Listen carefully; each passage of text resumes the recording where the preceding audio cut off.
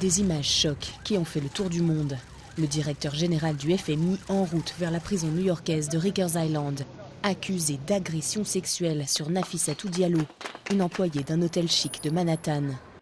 Dominique Strauss-Kahn, économiste respecté et candidat favori des Français pour représenter la gauche face à Nicolas Sarkozy à la présidentielle de 2012, est devenu en quelques heures une sorte de monstre médiatique.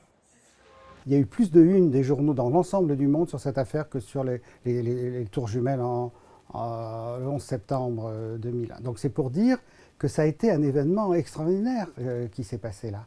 Et je crois que ça a été un traumatisme. Je crois que les Français ne voulaient pas le croire, étaient stupéfaits. Agression ou complot, personne ne sait ce qui s'est exactement passé dans la suite 2806 du Sofitel ce samedi midi du mois de mai. DSK plaide non coupable et parle de relations sexuelles consenties. Assisté de ténors du barreau new-yorkais et de sa femme, Anne Sinclair, il est assigné à résidence à New York en attendant d'être jugé.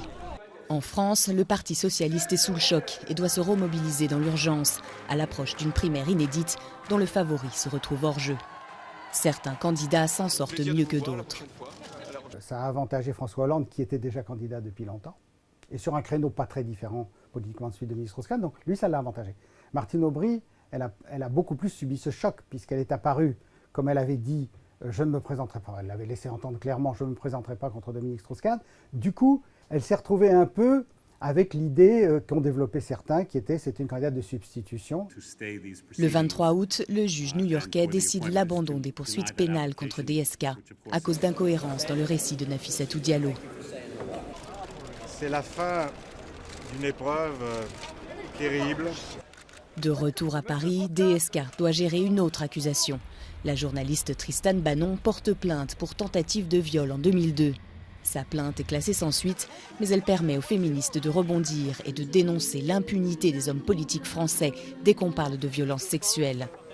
Le coup de grâce, une troisième affaire lie aujourd'hui Dominique Strauss-Kahn à un réseau présumé de prostitution au Carlton de Lille. Sa vie politique semble bel et bien enterrée.